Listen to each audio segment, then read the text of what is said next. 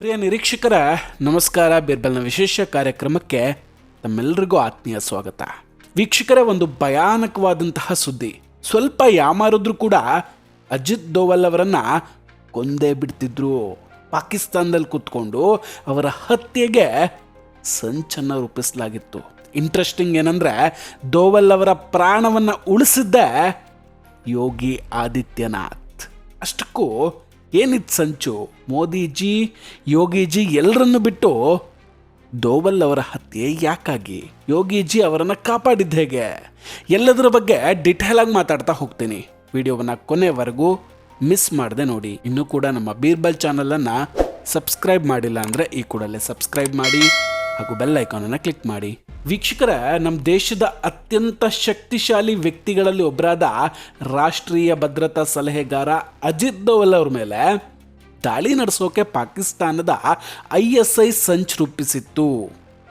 ಇಂಥದ್ದೊಂದು ಭಯಾನಕ ಸತ್ಯ ಈಗ ಹೊರಗೆ ಬಿದ್ದಿದೆ. ಇಲ್ಲಿ ದೋವಲ್ ಅವರಷ್ಟೇ ಅಲ್ಲದೆ ಪ್ರಧಾನಿ ನರೇಂದ್ರ ಮೋದಿ, UP CM ಯೋಗಿ ಆದಿತ್ಯನಾಥ್ ಮತ್ತು ಭಾರತದ ರಕ್ಷಣಾ ವಿಭಾಗದ ಪ್ರಮುಖ ಅಧಿಕಾರಿಗಳು ಕೂಡ ಈ ಉಗ್ರರ ಹಿಟ್ ಲಿಸ್ಟ್ನಲ್ಲಿದ್ದರು. ಉತ್ತರ ಪ್ರದೇಶದಲ್ಲಿ ಆಕ್ಟಿವ್ ಆಗಿದ್ದ ಈ ಟೈಮ್ ಬಾಂಬ್ ಮಾಡ್ಯೂಲನ್ನು ನಮ್ಮ ಗುಪ್ತಚರ ಸಂಸ್ಥೆಗಳು ಹೇಗೆ ನಾಶ ಮಾಡಿದ್ವು, ಲಕ್ನೋನಿಂದ ಹಿಡಿದು ಕರಾಚಿಯವರೆಗೆ ಹರಡಿಕೊಂಡಿರುವಂತಹ ಈ ಕರಾಳ ಜಾಲದ ಕತೆ ಏನು, ಇದೆಲ್ಲದರ ಬಗ್ಗೆ ಡೀಟೇಲ್ ಆಗಿ ಮಾತಾಡ್ತಾ ಹೋಗ್ತೀನಿ. ವೀಕ್ಷಕರೇ, ಈ ಕಾರ್ಯಾಚರಣೆ ಕೇವಲ ಒಂದು ದಿನದ ಪ್ರಯತ್ನ ಅಲ್ಲ. ಕಳೆದ 2 ದಿನಗಳಿಂದ ಭಾರತದ ಕೌಂಟರ್ ಇಂಟೆಲಿಜೆನ್ಸ್ ಏಜೆನ್ಸಿಗಳು ತುಂಬ ಗೌಪ್ಯವಾಗಿ ನಡೆಸಿದ ಕಾರ್ಯಾಚರಣೆಯ ಫಲವಾಗಿ ಇವತ್ತು ಲಕ್ನೋದಲ್ಲಿ 4 ಭಯೋತ್ಪಾದಕರನ್ನು ಅರೆಸ್ಟ್ ಮಾಡಲಾಗುತ್ತೆ. ಈ ಹುಡುಗರು ಕೇವಲ ಸಾಮಾನ್ಯ ಅಪರಾಧಿಗಳು ಅಂದ್ಕೊಂಬಿಡಿ. ಇವರು ಪಾಕಿಸ್ತಾನದ ISI ಮತ್ತು ಲಷ್ಕರ್ ಇ ತೊಯ್ಬಾ ಅಥವಾ ಜೈಷ್ ಎ ಮೊಹಮ್ಮದ್ ಅಂತಹ ಸಂಘಟನೆಗಳ ಆದೇಶದಂತೆ ಕೆಲಸ ಮಾಡೋ ರಕ್ತ ಪಿಶಾಚಿಗಳಿವರು. ಮೂಲಗಳ ಪ್ರಕಾರ ಈ ತಂಡದಲ್ಲಿ ಮೀರತ್ನ ಒಬ್ಬ ಯುವಕ ಸೇರಿ ಒಟ್ಟು 4 ಜನರು ಇರ್ತಾರೆ. ಭಾರತದಲ್ಲಿ ಸರಣಿ ಸ್ಫೋಟಗಳನ್ನು ನಡೆಸೋದಕ್ಕೆ ಮತ್ತು VVIPಗಳನ್ನು ಹತ್ಯೆ ಮಾಡೋದಕ್ಕೆ ಸಂಚನ್ನು ರೂಪಿಸಿದ್ರು. ಈ ಉಗ್ರರ ಬಂಧನ ಕೇವಲ ಉತ್ತರ ಪ್ರದೇಶದ ಸುರಕ್ಷತೆಯ ದೃಷ್ಟಿಯಿಂದ ಮಾತ್ರ ಅಲ್ಲದೆ ಇಡೀ ದೇಶದ ಭದ್ರತೆಯ ದೃಷ್ಟಿಯಿಂದ ತುಂಬ ಇಂಪಾರ್ಟೆಂಟ್ ಆಗಿದೆ. ಈ ಇಡೀ ಪ್ರಕರಣದಲ್ಲಿ ಅತ್ಯಂತ ಆಘಾತಕಾರಿ ವಿಷಯ ಏನಂದರೆ ವೀಕ್ಷಕರೇ, ನಮ್ಮ NSA ಅಜಿತ್ ದೋವಲ್ ಅವರೇ ಇವರ ಮೈನ್ ಟಾರ್ಗೆಟ್ ಆಗಿದ್ದರು. ನೋಡಿ, ಸಾಮಾನ್ಯವಾಗಿ ಇಷ್ಟು ದಿನ ಪ್ರಧಾನಿ ನರೇಂದ್ರ ಮೋದಿ ಅಥವಾ ಯೋಗಿ ಆದಿತ್ಯನಾಥ್ ಅವರನ್ನು ಟಾರ್ಗೆಟ್ ಮಾಡಲಾಗ್ತಾ ಇತ್ತು. ಆದರೆ ಈ ಸಲ ಪಾಕಿಸ್ತಾನ ದೋವಲ್ ಅವರ ಮೇಲೆ ತುಂಬ ಸ್ಪೆಷಲ್ ಆದಂತಹ ಗಮನವನ್ನು ಹರಿಸಿದೆ. ಅಜಿತ್ ದೋವಲ್ ಅವರು ಪಾಕಿಸ್ತಾನದಲ್ಲಿ ಅಂಡರ್ ಕವರ್ ಏಜೆಂಟ್ ಆಗಿ ಕೆಲಸ ಮಾಡಿದವರು. ಜೊತೆಗೆ ಅವರ ಮೂಗಿನ ಕೆಳಗಿದ್ಕೊಂಡೇ ಅವರ ಪರಮಾಣು ಕಾರ್ಯಕ್ರಮಗಳಿಗೆ ಅಡ್ಡಿಪಡಿಸಿದವರು. ಅಂತಹ ದಕ್ಷ ಅಧಿಕಾರಿಯನ್ನು ಗುರಿಯಾಗಿಸಿಕೊಳ್ಳುವ ಮೂಲಕ ಭಾರತದ ಭದ್ರತಾ ವ್ಯವಸ್ಥೆಯನ್ನು ಅಲುಗಾಡಿಸೋದು ಪಾಕಿಸ್ತಾನದ ಉದ್ದೇಶ ಆಗಿತ್ತು.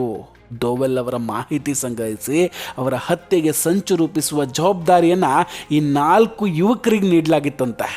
ದೋವಲ್ ಅವ್ರ ಜೊತೆಗೆ ಭಾರತದ ರಕ್ಷಣಾ ಪಡೆಗಳ ಮುಖ್ಯಸ್ಥರು ಮತ್ತು ಗುಪ್ತಚರ ಸಂಸ್ಥೆಗಳ ಮುಖ್ಯಸ್ಥರ ಹೆಸರು ಕೂಡ ಲಿಸ್ಟ್ನಲ್ಲಿತ್ತು.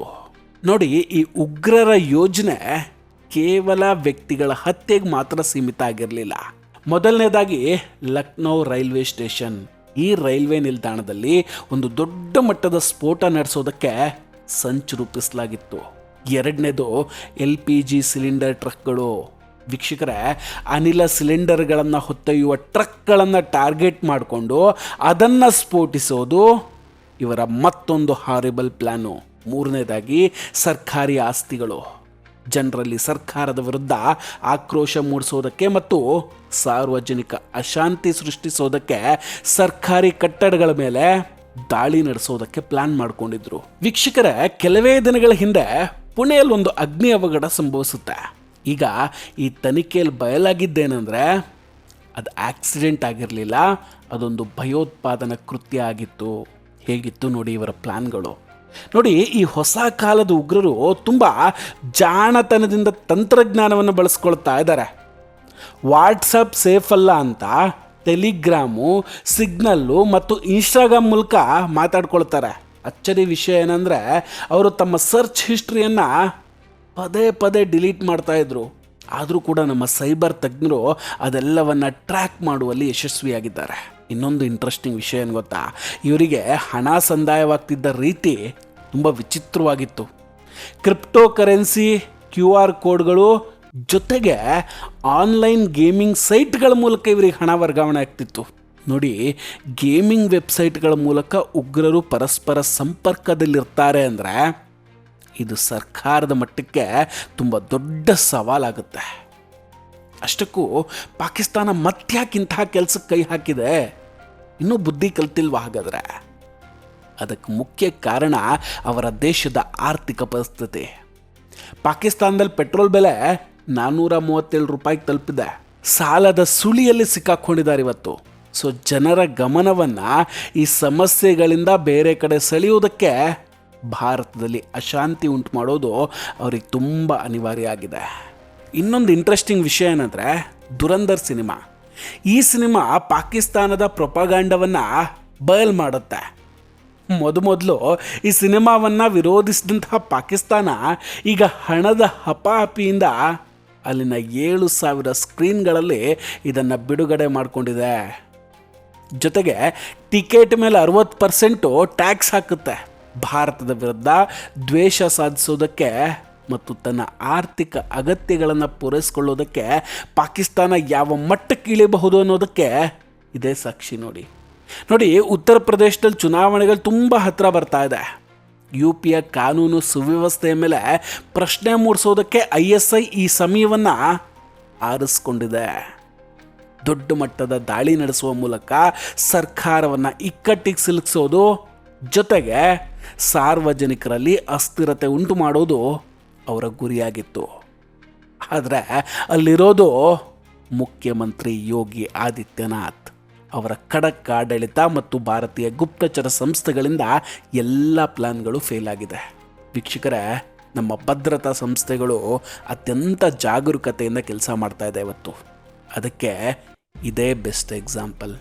ಅಜಿತ್ ದೋವಲ್ ಅಂತಹ ದಕ್ಷ ಅಧಿಕಾರಿಗಳ ಮೇಲೆ ದಾಳಿ ಮಾಡೋದಕ್ಕೆ ಯತ್ನಿಸುವ ಮೂಲಕ ಪಾಕಿಸ್ತಾನ ಇವತ್ತು ಬೆಂಕಿ ಜೊತೆ ಸರಸ ಆಡೋದಕ್ಕೆ ಹೊರಟಿದೆ ಅಂತಲೇ ಹೇಳ್ಬೋದು. ಮುಂದೆ ಇದಕ್ಕೆ ಸರಿಯಾದ ದಂಡವನ್ನು ತೆತ್ತಬೇಕಾಗತ್ತೆ. ನೋಡ್ತಾ ಇರಿ.